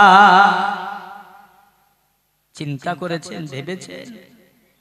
ও মুসলমান ইমানদারেরা, আল্লাহওয়ালা গণেরা ভাইয়েরাম, আমার নবী আমাদের বলেন 1 তারিখে জিবরাইল আমিন আলাইহিস সালাতু ওয়াস সালাম এসে জানতে চান, ইয়া রাসূলুল্লাহ হাবিবাল্লাহ, আল্লাহর পক্ষ থেকে একটা ফ্যাসিলিটি, একটা অফার আপনাকে দিল, যা অন্য অন্য ওইদের জন্য দেন নাই। কি ফ্যাসিলিটি হুজুর, আপনি মানবেন তো বলুন। ইয়া রাসূলুল্লাহ হাবিবাল্লাহ, আল্লাহ পাক আপনাকে ভালোবেসে আল্লাহর আরশ পাকের ডান পাশটায় ফালি জায়গা আছে, ওই জায়গাতে আপনার দেহ মোবারক তুলে নেবে, আপনাকে রেখে দেবে, আল্লাহর কাছাকাছি রাখবে, আপনাকে বন্ধু হিসাবে আল্লাহ ভালোবাসে। জিবরাইল বলো তো, আমার আল্লাহ পাক আরশ আল্লাহ তুলে নেবে, আমার উম্মতেরা কোথায় থাকবে? এই জমিনে। আমার রাসূল পাকের দুটো চোখের গোড়ায় পানি এসে যায়। ও জিবরাইল, আল্লাহ পাক আমাকে যদি আরশ আল্লাহ তুলে নেয়, নবী আর দুনিয়ায় আসবে না, নতুন করে আমি আর আসবো না। ও জিবরাইল, নবীর কাছে খাতামান নবীন, নবী শেষ, নবীর দরজায় তালা মারা হয়ে গেছে, আর নবী আসবে না, আমার বাদে নবী আসবে না, আমার পরে নবী থাকবে না। শুনে নাও জিবরাইল, এই পৃথিবীর জগতে একটা পাখির কোলে যদি 10টা বাচ্চা থাকে, ওই ধাড়িটা যদি কোনো রোগাক্রান্ত হয়ে মারা যায়, ওই বাচ্চাগুলো এতিম হয়ে যাবে, ওই বাচ্চাগুলো তারা মা হারা হয়ে যাবে, গাইড দেবার কেউ থাকবে না, ওদের সহজে চিলে বাগে কাগে খেয়ে ফেলবে, মা নাই। আমি রাসূলুল্লাহ যখন থাকবো না, না জানি আল্লাহর আসমানি গজব আমার উম্মতের মধ্যে আসবে, আমার আল্লাহর আসমানি গজব আমার উম্মতের মধ্যে আসবে, তাদের ঠেকাতে পারবে না, কেউ দেখার থাকবে না। আমি যদি আর সময় আল্লাহ উঠে যাই, আমার উম্মতের কেউ দেখার থাকবে না, তারা বড় কষ্ট হয়ে পড়ে যাবে। না না না না না, আমার উম্মতেরা যে জমিনে শুয়ে থাকবে, আমি রাসূলুল্লাহ ওই জমিনে শুয়ে থাকবো, যেখানে গজব আসবে, মুসিবত আসবে। আমি 2টা হাত তুলে আল্লাহর দরবারে দোয়া করব আমার উম্মতের জন্য। একবার জোরে বলা যাবে না সুবহানাল্লাহ? এই দায়িত্ব কে নেবে আর কে বলবে? আমাদের নবী ভুলে যায়নি আমাদের কথা, আজও কবরে শুয়ে কাঁদছে, হাবলি উম্মতি রব্বি উম্মতি করে। হ্যাঁ, এই নবীকে চিনলাম না? আমার পেয়ারা ভাইয়ের আব্বা জানের আল্লাহওয়ালা গণেরা, আল্লাহওয়ালা গণেরা ভালো করে শুনেলেন। তাই আমার নবী বোঝাচ্ছেন, আমার নবী বলে গেলেন, ও দুনিয়ার মানুষেরা, তোমরা জেনে রেখে দাও, তোমাদের আমলের জোরে, ইমানের জোরে কবরে নাজাত মিলবে, ফায়সালা হবে, বংশের জোরে হবে না, শিক্ষার জোরে হবে না, তোমাদেরকে তোমরা বড় নেতা জোরে, তোমরা শিক্ষিত বলে, এমপি বলে নয় নয়। জেনে রাখো বান্দা, তোমাদের আমলটা মজবুত করো, ইমানটা মজবুত করো, আমল ছাড়া কবরে নাজাত মিলবে না, হাসরে নাজাত মিলবে না। এই প্রসঙ্গে আমার নবী, দয়ার নবী আম্মা জান ফাতেমাকে ডেকে বললে, ও মা ফাতেমা, ও আমার কলিজার টুকরা ফাতেমা, আমি রাসূলুল্লাহ তোমার আব্বা জান বলছি, শুনে নাও। তুমি রাসূলুল্লাহর বেটি বলে, হাসান হোসাইনের মা বলে, আলীর বিবি বলে রেহাই পাবে না যদি আমল না থাকে, ইমান না থাকে। মা মা দুনিয়াতে আমল করে পরিপূর্ণ ইমানদার হয়ে কবরে যাবার চেষ্টা করো। ও মুসলমান, যদি রাসূলুল্লাহ তার বেটির এই কথা বলতে পারে, আমরা কত কঠিন গুনাহগার, কত পাপী, আমরা কত আমল করে দুনিয়া থেকে যাব। আল্লাহর নবীর বেটিকেও পর্যন্ত আল্লাহর নবী ছাড়েনি। আল্লাহ যাকে জান্নাতের রানী করেছে, বেহেশতের রানী করে, জাহালিল জান্নাত করেছে, যার ইবাদতে তেলাওয়াতে আমলে যার কম নাই, ইবাদতে তেলাওয়াতে যার কম নাই, সেই রাসূল তার বেটিকে ডেকে বলছে, মা আমল ছাড়া, ইমান ছাড়া নাজাত মিলবে না।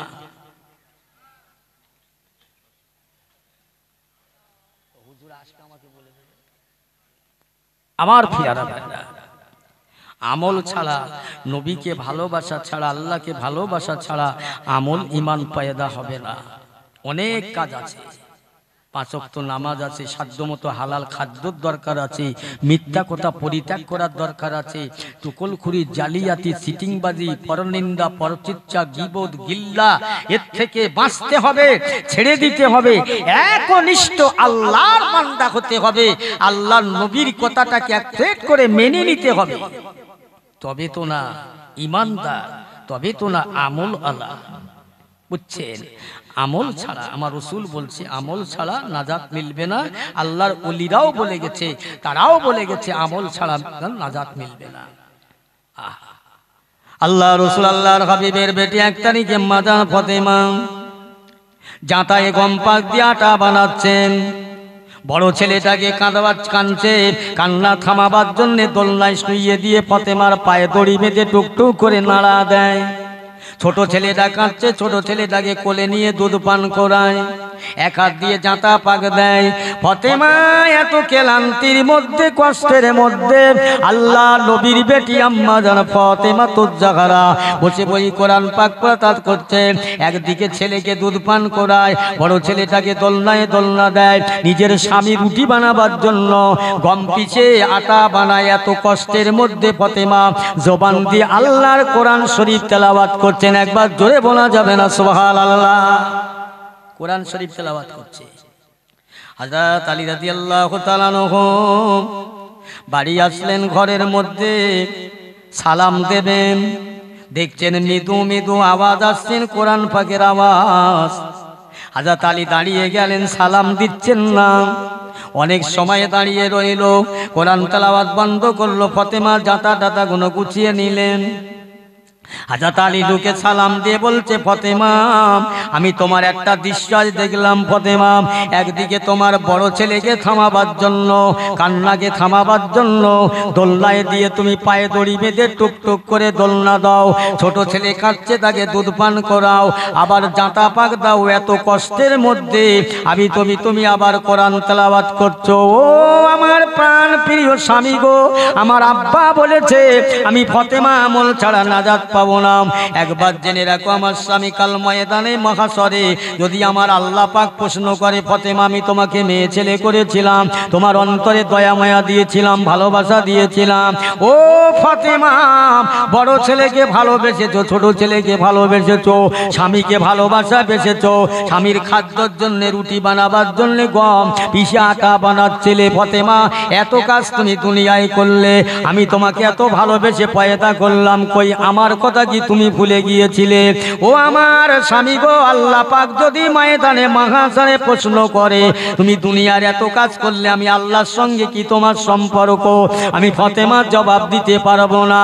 সেই জন্য এত কাজের মধ্যে দিয়ে আমি ফাতেমা আল্লাহর কোরআন তেলাওয়াত করছি আল্লাহকে খুশি করার জন্যে। জোরে বলুন, আর একটু জোরে হবে না?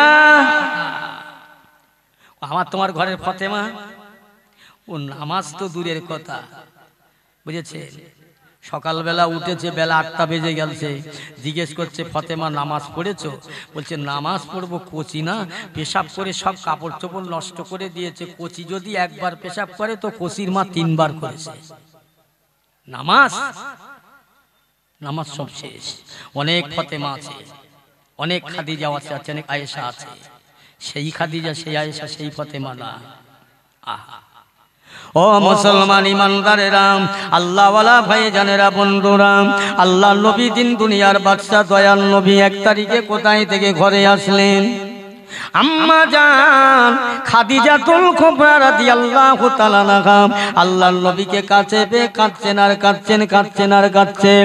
ও খাদিজা কেন কাঁদো, কিসের জন্য একবার বলো? কথা বলে না, শুধু কাঁদতে লেগেছে। আল্লাহর নবী ডাকছেন, ফাতেমা তোমার আম্মি জান কেন কাঁদছে? আমি রাসূলুল্লাহ তোমার আম্মি জানকে থামাতে পারি না, একবার তুমি এসো। ফাতেমা এসে বলছে, আম্মা জান কত কাঁদছেন, এত কান্না কেন কাঁদছেন, কিসের জন্য কাঁদছে? আম্মা জান খাদিজা বলছেন, ফাতেমা তোমার আব্বা জানের কথা ভেবে আমি খাদিজা আমার চোখের পানি পুড়িয়ে থয়ে যায়, আমি চোখের পানি ধরে রাখতে পারি না। আম্মা জান কেন, কিসের জন্য? ও ফাতেমা তোমার আব্বা জানের তায়েফের মানুষেরা তোমার মেরেছিল, রক্তে রঞ্জিত হয়ে গেল, উহুদের যুদ্ধে দাঁত ভেঙে গেল।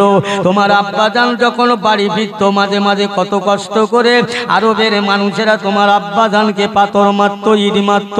তোমার আব্বা জান আহত হয়ে আমি খাদিজার ঘরে আসতো, আমি সেবা করতাম।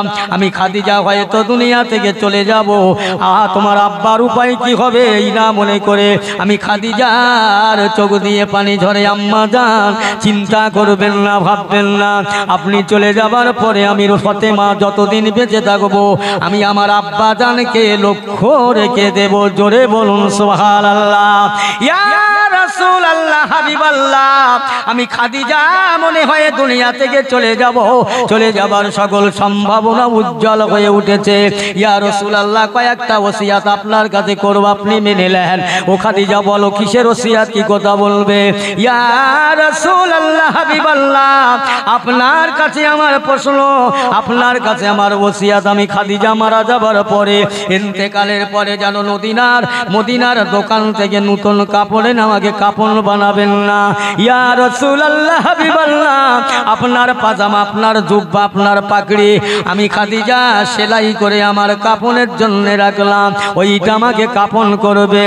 ও খাদিজা, তুমি আমার জামা, আমার জুব্বা, আমার পাজামা সম্পর্কে কি বোঝো? ইয়া রাসূলুল্লাহ হাবিবাল্লাহ, আমি খাদিজার জন্য আপনার জুব্বা, আপনার জামা, আপনার পাগড়ি যদি আমাকে কাপড় বানিয়ে দাও, কেননা আমি খাদিজা মেয়ে ছেলে মানুষ, কবরে আমাকে যেতে হবে, কবর হবে প্রথম মুসলিম, প্রথম প্ল্যাটফর্ম, ওই কবর যদি চাপ দিতে আসে, আমি খাদিজা বলতে থাকবো এই কবরের মাটি চাপ দিবি, হুঁশ করে চাপ দে, হুঁশিয়ার হয়ে যা।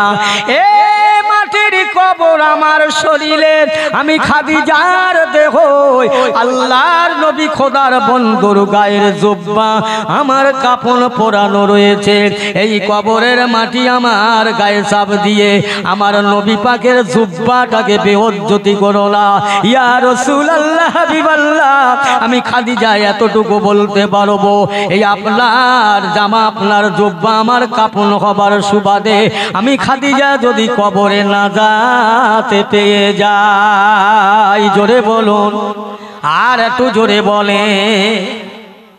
আহা খাদিজা, ইয়া রাসূলুল্লাহ হাবিবাল্লাহ, আমার কবরটা যখন তৈরি হয়ে যাবে, মেরামত হয়ে যাবে, আপনি আমার কবরটা একটু নেমে পড়বেন, হাত দিয়ে চারিদিকে ঘষে মেজে দেবেন, আপনার ছোঁয়া লাগলে আমার কবর আর আমাকে চাপ দেবেন না।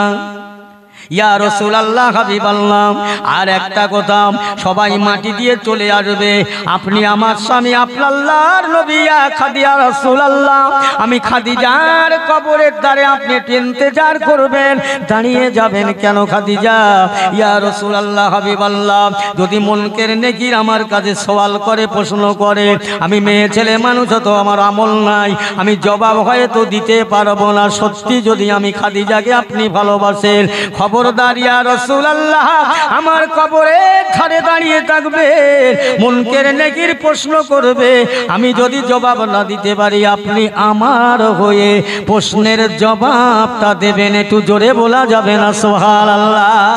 ইয়া রাসূলুল্লাহ হাবিবাল্লাহ, এগুলো করবেন। নবী বললেন, খাদিজা আমি তোমার ওসিয়াত মেনে নিলাম। ভাইরা আমার, দোস্তের আম্মা জান খাদিজাকে বলিয়া, খাদিজা একবার বলো, তুমি যদি দুনিয়া থেকে চলে যাও, আমি রাসূলুল্লাহ তোমার সম্পদ স্থাবর অস্থাবর, তোমার বিশ্ব টাকা পয়সা ধন সম্পদ আমি রাসূলুল্লাহর কাছে তুমি নষ্ট করে দিয়েছিলে, আর দেওয়ার পরে আমি আমার জন্য রাখিনি, আরবের মানুষকে দান করেছিলাম। এই খাদিজা, তুমি ইন্তেকাল হয়ে যাবে, আমি রাসূলুল্লাহর কাছে কিছু খেতে চাও, বলো একবার। না না ইয়া রাসূলুল্লাহ, আমি খাদিজা আপনার কাছে কোনো খাবার চাই না, আমার এই ওসিয়াতগুলো আপনি মেনে নেন। খাদিজা দুনিয়া থেকে বিদায় হয়ে গেলে, খাদিজার লাশ মোবারক কবরে রাখা হয়, মুঠো মুঠো মাটি দিয়ে নবীর সাহাবারা চলে আসে, আল্লাহ নবী আম্মা জান খাদিজার কবরের পাশে দাঁড়িয়ে রইল। আল্লাহ নবীর সাহাবারা বলতে লাগলেন, হায় হায়, নবী এতক্ষণ দাঁড়িয়ে আছে কেন? মনে হয় মা খাদিজাকে নবী বড় ভালোবাসে। অন্য সাহাবীরা বলতে লাগলেন, হুজুর আপনি আপনার বুড়ি খাদিজার জন্য কেন কাঁদেন, অপেক্ষা করেন। আল্লাহর নবী বললেন, সাহাবীরা খবরদার, আর দ্বিতীয়বার আমাকে খাদিজাকে তোমরা বুড়ি বলো না। এ সাহাবীরা, তোমরা খাদিজাকে চেনো না, খাদিজাকে চিনতে পারো না। খাদিজা আমার যে বড় ভালোবাসার, খাদিজা আমার যখন আব্বা ছিল না, মা ছিল না, আমার দুনিয়ায় কেউ ছিল না, খাদিজা আমাকে ট্যাকেল দিয়েছিল, খাদিজা আমাকে পছন্দ করে খাদিজার সম্পদ আমার কাছে দিয়েছিল, সেই খাদিজা আমাকে ওসিয়াত করে গেছে। খাদিজার প্রশ্ন করবে, সওয়াল করবে মুনকার নেকির, তিনি বলেছে আমি মেয়ে ছেলে মানুষ, হয়তো জবাব দিতে পারবো না, না, আমার হয়ে একটু জবাব দেবেন। তাই আমি আল্লাহ রসুল খাদিজার জবাবের জন্য দাঁড়িয়ে আছে। সাথে সাথে জিবরাইল এসে হাজির। ইয়া রাসূলুল্লাহ, হাবিবাল্লাহ, আপনি যে জন্য দাঁড়িয়ে আছেন, আপনি চলে যান, চলে যান।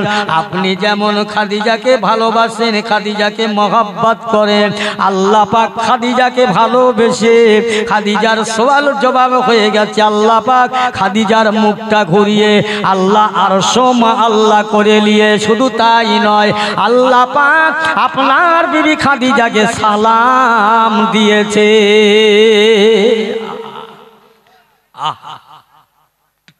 সেই রসুলকে ভালোবাসার মতো বাসো, মহব্বত করার মতো করো, অর্ধেক বাইরে অর্ধেক ভিতরে না। নবী কারো কষ্ট দেয়নি, নবী কারো উপরে হিংসা করেনি, নবী কারো উপরে আঘাত দেয়নি। আমরা নবীর উম্মত কেন আঘাত দেব, হিংসা করব, মানুষকে কেন ছোট করব? না, হয় না, হতে পারে না। আমার পেয়ারা মুসলমান ভাইয়ের আব্বা জানেরা, হুজুর কেবলায় কোনি আসবেন, আপনাদের খিদমতে আমি এতক্ষণ ধরে যা কিছু বলেছি, আল্লাহ যতটুকু বলেছে, মনে প্রাণে আঘাত লাগলে আমার জন্য দোয়া করবেন, আমাকে মাফ করবেন। দুটো কথা বলে যাই, বাবা প্রত্যেকেই নামাজি ছেলে যাও, নামাজি বেনে যাও। যুবক ছেলেরা, যুবক ভাইরা, নজওয়ান ছেলেরা, নামাজি হয়ে যাও, ভালো কাজ করো, জলসা দাও, ঘন ঘন দাও, মাসে 2-4টে জলসা দাও। তবে বিয়ের আগে বউ ভাত করো না। আমার সেই আগের কথা, বিয়ের আগে বউ ভাত করো না। আগে নামাজটা পড়ো, ফরজটা আদায় করো, তবে সুন্নতটা পালন করো। কথা বুঝছেন? আল্লাহ পাক কোরআন শরীফের মধ্যে বেশিরভাগ বলেছে নামাজের কথা, সবরের কথা, বেশিরভাগ। তাই নামাজ ছাড়া হয়ে গেলে যে মুসলমানের নামাজ নেই তার কিচ্ছু নেই। আল্লাহ রসুলের সাহাবারা প্রশ্ন করেছিল, ইয়া রাসূলুল্লাহ, হাবিবাল্লাহ, সবাই তো মানুষ, ইহুদিদের বাপ মা মরে গেলে কাঁদে, ওদের মায়া দয়া আছে, কাঁদে কাঁদে, ওদের ক্ষুধা লাগলে খায়, আমাদের ক্ষুধা লাগলে খাই, আমাদের বাপ মা মরে গেলে কাঁদি, বুঝেছেন না? ওরাও দুনিয়া রাত্রিরে ঘুমায়, আমরা ঘুমাই, ওদের পেশাব পায়খানার প্রয়োজন আছে, আমাদের প্রয়োজন আছে। হুজুর, মানুষ হিসাবে তো সব সমান, আলাদাটা কোথায়? আল্লাহ রসুল বলেছিলেন, শোনো শোনো শোনো, আলাদা এই জায়গায় একজন মুসলমান বেনামাজি, একজন মুসলমান নামাজি, সে মোমেন। একজন মুসলমান হয়ে কলমা পড়ে আছে, নামাজ পড়ে না, এই বেনামাজিদা আর একটা ইহুদি দুটোই সমান। কথা বুঝছেন? আলেমরা আছে, মশলা জেনে নেবেন। নবী বলছেন, একটা বেনামাজি মুসলমান, একটা ইহুদি সমান, একটা নামাজি মুসলমান, সে মোমেন, পরিপূর্ণ মোমেন। নামাজটা পড়বেন প্রত্যেকে, কি বেটা ছেলে কি মেয়ে ছেলে। এক ওয়াক্ত নামাজ কাজা হলে 80 হোক বা জাহান্নাম, 80 হোক বা 1 হোক বা কত, 2,88,000 বছর। চালাকির কথা না, মামুলি কথা না, বুঝেছেন? এক ওয়াক্ত নামাজ ইচ্ছা করে কাজা করলে 80 হোক বা জাহান্নাম, যদি আল্লাহ মাফ করে তো মাফ পাবো। আর 80 হোক বার 1 হোক বা হবে 2,88,000 বছর। বুঝছেন? এইরকম এক জায়গায় ওয়াজ করেছি, একজন এসে বলছে, হুজুর আমি তাহলে বেঁচে গেছি। তাহলে কিরাম? তো বলছে, আমি পড়িনি, আমার কাজা হয় না, যারা পড়ে ওদের কাজা হয়। কথা বুঝছেন? যারা পড়ে ওদের কাজা হয়, আমি নামাজ পড়িনি টড়িনি, আমার কাজা হয় না। আবার বলে যাচ্ছি, নামাজটা পড়বে, পড়ার মতো পড়বে। একজন বাজারে 4টে দোকান, একজন আর তো বেড়াতে সারা দিন নামাজ পড়ে না। এখন এশার নামাজ হয়, তা বলছে সেই তো বাড়ি যাব, জামাতটা হচ্ছে, জামাতটা পড়ে যাই। এশার নামাজ 4 রাকাত ফরজ নামাজ পড়েছে, ইমাম সাহেব সালাম ফিরিয়ে দোয়া মোনাজাত করেছে। এখন ও দোকানদার নামাজ পড়ে ইমাম সাহেবের পিছনে ছুটছেন, হুজুর হুজুর দাঁড়ান দাঁড়ান। কি হয়েছে? হুজুর একটা কথা শোনেন, আজকের এশার ফরজ নামাজ ক রাকাত পড়েছে? বলে কেন 4 রাকাত? বলছেন না হয়নি, আপনি 2 রাকাতে সালাম ফিরিয়ে দিলে। বলে তুমি বুঝলে কি করে? তা লোকমা দাওনি কেন? বলে না লোকমা দেয়নি। তা বুঝলে কি করে? বলে কেন হুজুর, আমার এই বাজারে 4টে দোকান আছে, 4টে দোকান, এই 4টে দোকানের হিসেব করি 4 রাকাত নামাজে, এক একটা দোকান 1 রাকাতে হিসাব হয়। আজকের তো 2 রাকাত, 2টো দোকানের হিসেব হয়েছে, আর আপনি সালাম ফিরিয়ে দিয়েছেন। এই এক নামাজি। নামাজটা পড়ার মতো। নামাজ পড়লে, পড়তে গেলে বহু কথা মনে হয়। আমার মেজি হুজুর কেলা বলতেন, বাবা নামাজিরা নামাজ পড়তে গেলে দুনিয়ার কথা মনে হয়। বলছে একজন মানুষ হাল চষছে, নাঙল চষছে, তার মনটা দিল্লি যাচ্ছে, বোম্বাই যাচ্ছে, আরবে যাচ্ছে, বাংলাদেশে যাচ্ছে, তার হাল চষা হচ্ছে কিনা? বলছে হ্যাঁ। তা বলছে তুমি নামাজে পড়বে, আস্তে আস্তে অনেক কথা মনে হবে, কিন্তু তোমার নামাজ হয়ে যাবে। জোরে বলুন না সুবহানাল্লাহ। কি গো, আর নামাজের যত রকমের, নামাজ পড়তে বললে হুজুর পরে পড়বো, আস্তে আস্তে আস্তে আস্তে হবে, সব কাজ ধরে নামাজের বেলা আসতে, সব কাজ ধরে নামাজের বেলা আসতে। নামাজ পড়বেন প্রত্যেক বেটা ছেলে কি মেয়ে ছেলে নামাজি হয়ে যাবেন, এ জলসা বরকত হবে। যে বাড়ি নামাজি নেই সে বাড়ি আল্লাহর বরকত হয় না। আল্লাহ রসুলের দরবারে একজন এসে বলছে, ইয়া রসুল আল্লাহ, হাবিব আল্লাহ, আমার বড্ড অভাব। আল্লাহ নবী বলছে তোমার কিছু আছে? বলছে হুজুর আমার বাড়ির সীমানাতে একটা খাজুর গাছ আছে, গাছটা মরে গেছে, চলো দেখি বাবা। আল্লাহ নবী বরকতের দোয়া চেয়ে দেবে, দোয়া করবে। আল্লাহ নবী গিয়ে দোয়া চেয়ে দিলেন, ওই গাছটা আবার মাথায় ফুল করতে লাগলেন, পাতা জ্যান্ত হতে ফল হচ্ছে, বিরাট বেচা কেনা হচ্ছে। কিছুদিন পরে দেখা যাচ্ছে ওই গাছের খাজুরগুলো ঝরে ঝরে পড়ে যাচ্ছে।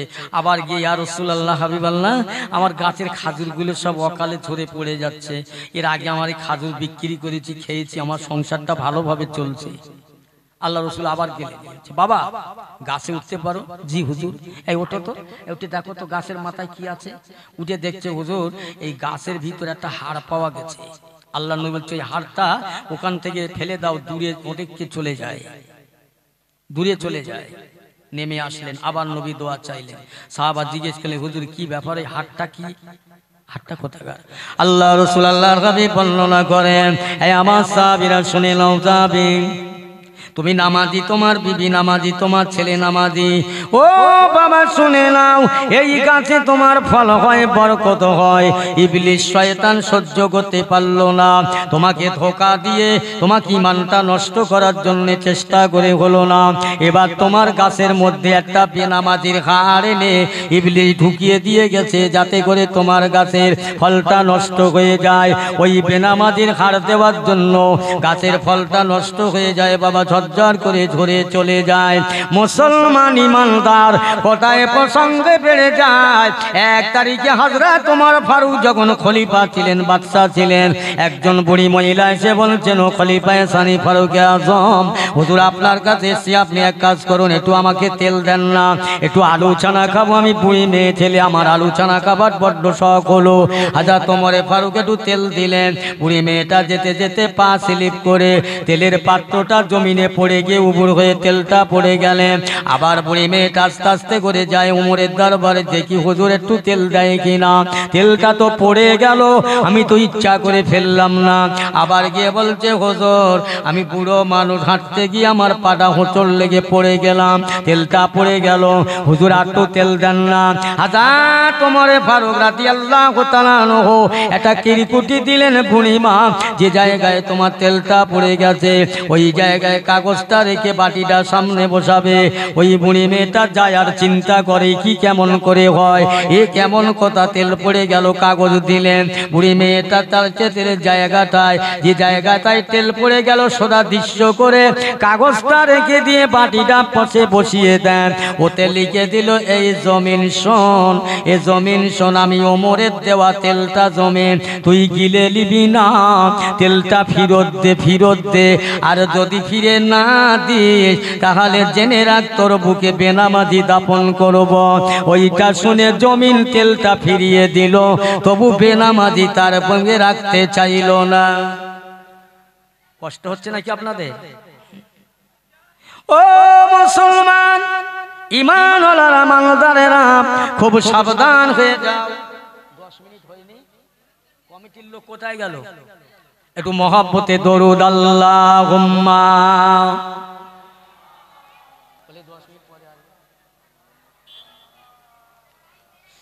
ওয়ালা আলে সাইয়্যিদিনা।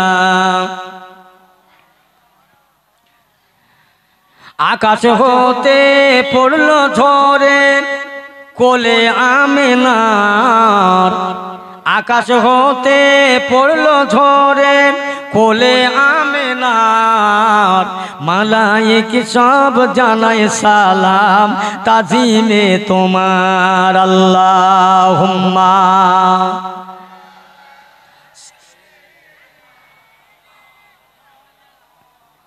ওয়া আলা আলি সাইয়্যিদিনা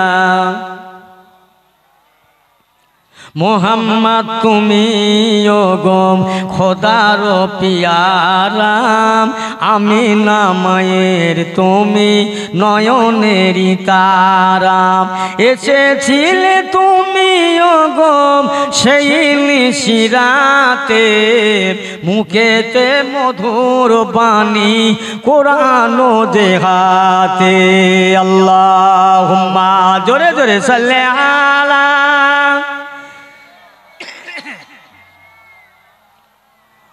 ওয়ালা আলে সাইয়্যিদিনা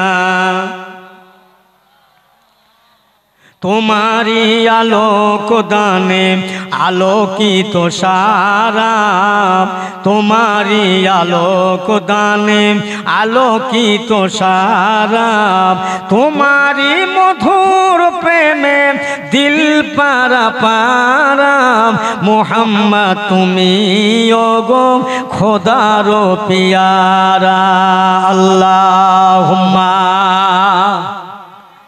সাইয়্যিদিনা মাওলানা মুহাম্মদ ওয়া আলা আলি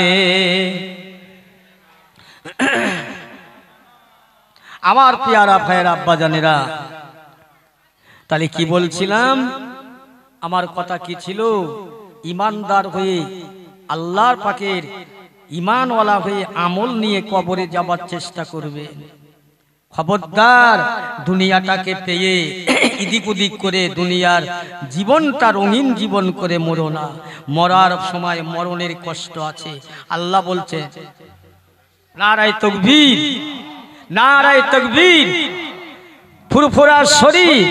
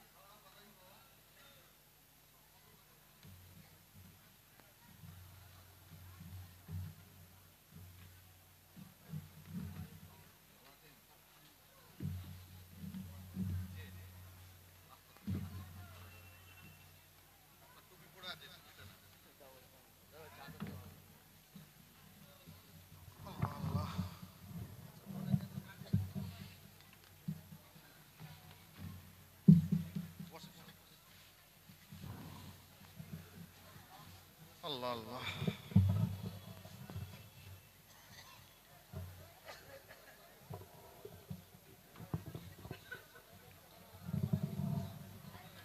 আসসালামু আলাইকুম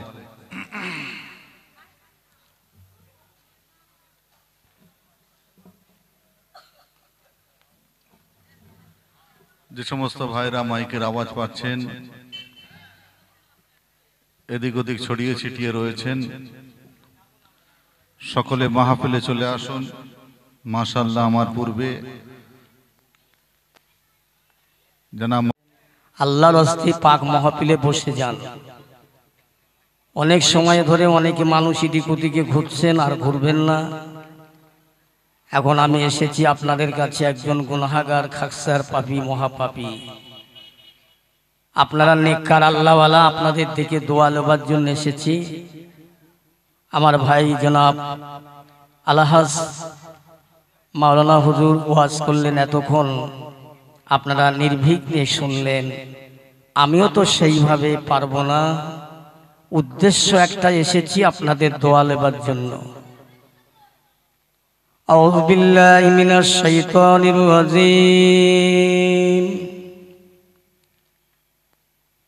বিসমিল্লাহির রহমানির রহিম মা কানা মুহাম্মাদুন আবা আহাদিন মির রিজালিকুম ওয়ালাকিন রাসূলুল্লাহি ওয়া খাতামান নাবিয়্যিন ওয়া কানা আল্লাহু বিকুল্লি শাইইন আলিমা আম্মা বা'দ ফায়া আইয়ুহাল হাজিরুনাল মুসলিমুনা রাহিমাকুমুল্লাহ وقال الله تعالى في كلامه المجيد والفرقان الحميد أذكروني أذكركم أشكروا لي ولا تكفرون وقال الله تعالى في كلامه المجيد والفرقان الحميد قل إن كنتم تحبون الله فاتبعوني يحببكم الله ويغفر لكم ذنوبكم الله غفور رحيم لقد كان لكم في رسول الله أسوة حسنة إن الله وملائكته يصلون على النبي يا أيها الذين آمنوا صلوا عليه وسلموا تسليما درود اللهم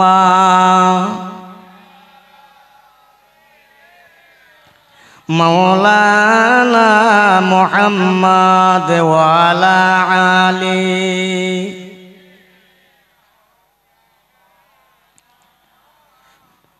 পড়ো পড়ো দরুদ পড়ো অবহেলা করো না নবীর শানে পড়লে দরুদ ঘুচবে মনের যন্ত্রণা আল্লাহুম্মা সাল্লি আলা সাইয়্যিদিনা মাওলানা মুহাম্মদ ওয়া আলা আলিহি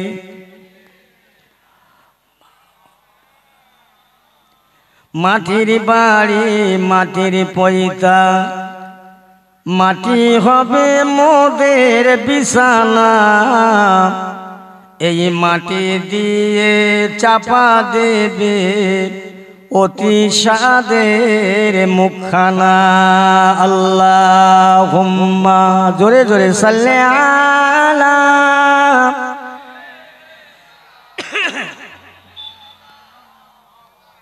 ওয়া আলা আলি সাইয়্যিদিনা तौहीदी का डंका आलम में बजवा दिया कमली वाले ने पी पी के पियाले कौसर के लौटेंगे मजाजी भर भर के इन्ना आतैना कल कौसर फरमा दिया कमली वाले ने बोलो ला इलाहा इल्लल्लाह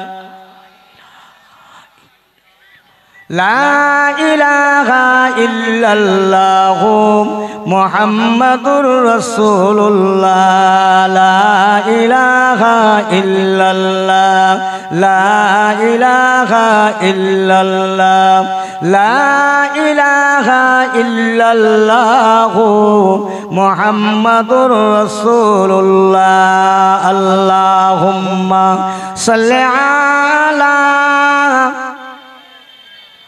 मौलाना मुहम्मद व अला आलिहि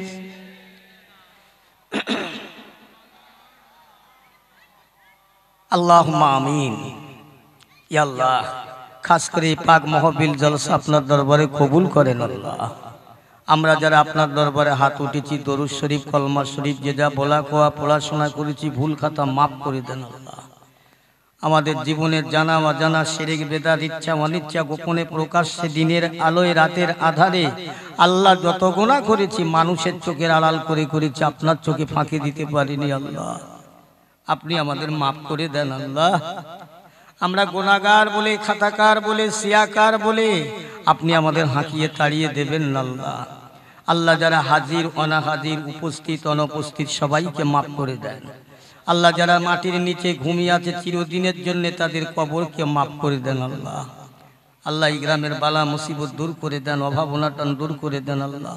যারা বিমারি আছে আল্লাহ, বিমারিকে সুস্থ করে দিন আল্লাহ। আল্লাহ, যারা বিরাট টেনশনের মধ্যে আছে, টেনশন থেকে মুক্ত করে দিন আল্লাহ।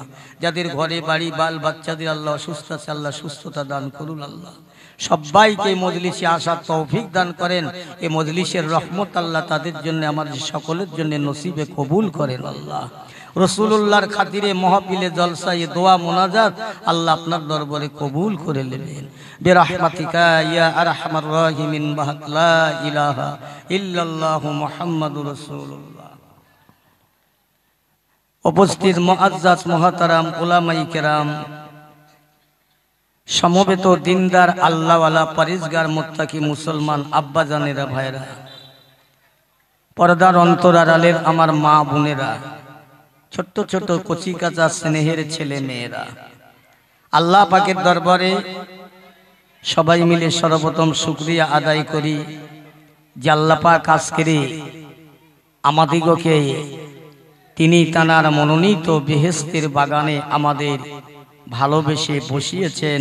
একবার সকলে বলেন আলহামদুলিল্লাহ। আল্লাহ পাকের দরবারে শুকরিয়া যে আল্লাহ পাক আমাদের হাতি, উট, ঘোড়া, বাঘ, ভাল্লুক করেনি, ইহুদি খ্রিস্টান বেদিন বেঈমান করেনি। আল্লাহ শুকরিয়া, আল্লাহ আমাদের মুসলমানের ঘরে পয়দা করে খাস নবীর উম্মত হিসাবে আল্লাহ আমাদের কবুল করেছে। বলুন আলহামদুলিল্লাহ। সবাই মিলে বলেন আলহামদুলিল্লাহ। আজকে রাতটাই বলেন, তাও তো তামাম রাত নয়, কেবলমাত্র কিছুক্ষণের জন্য। মাশাআল্লাহ, এতক্ষণ ধরে আপনারা মূল্যবান মূল্যবান ওয়াজ নসিহত শুনলেন। আমার পরে ফুরফুরা দরবার শরীফ হুজুর কেবলা আসবেন, তিনিও বলবেন। তার মাঝখানে আমি অধম পাপী কিছু আপনাদের দোয়া চাই, আপনারা দোয়া করেন আল্লাহ যেন কিছু বলিয়ে নেয়। একবার বলেন আল্লাহুম্মা আমিন। আমি দোয়া করছি আল্লাহ পাক এই মজলিসে যত মানুষ আছে সকলকে শোনার চাইতে বেশি বেশি করে আমল করে, ইমানকে তরুতাজা করে, আমলকে সঙ্গে করে নিয়ে আল্লাহ যেন দুনিয়ায় বাঁচান, কবরে যাওয়ার তৌফিক দেন। বলুন আল্লাহুম্মা আমিন। জোরে বলতে পারেন আল্লাহুম্মা আমিন। আমার পেয়ারা ভাইয়েরা, আব্বা জানেরা, ওয়াজ ও নসিহত মানুষের জীবন ব্যবস্থা, ওয়াজ ও নসিহত মানুষের পরিবর্তনের রাস্তা, ওয়াজ ও নসিহত মানুষের খারাপ দিক থেকে ফিরিয়ে আনার রাস্তা। এজন্য ওয়াজ নসিহত। আজকের ফুরফুরা দরবার শরীফ থেকে হুজুর আসবে, তিনি আমাদের মাঝে কি দিয়ে যাবে? দুটো জিনিস দিয়ে যাবে। একটা হলো দোয়া, একটা হলো উপদেশ। একটা দোয়া, একটা উপদেশ। উপদেশ দিয়ে যাবে, এইটা করো না, এইটা করো, এইটা খেও না, এইটা খাও, নামাজ পড়ো, বেনামাজি সেজো না, বেরোজগার বেহায়া বেকুরদার চলো না। হুজুর ওয়াজ করে যাবে, আলেম ওলামারা তাই বলবে। তাম পৃথিবীর মুসলমান একই কথা বলবে, নামাজ পড়তে হবে। আজ পর্যন্ত আপনারা শুনেছেন কোন আলেম বলেছে যে ছাগল গরু জাহান্নামে যাবে?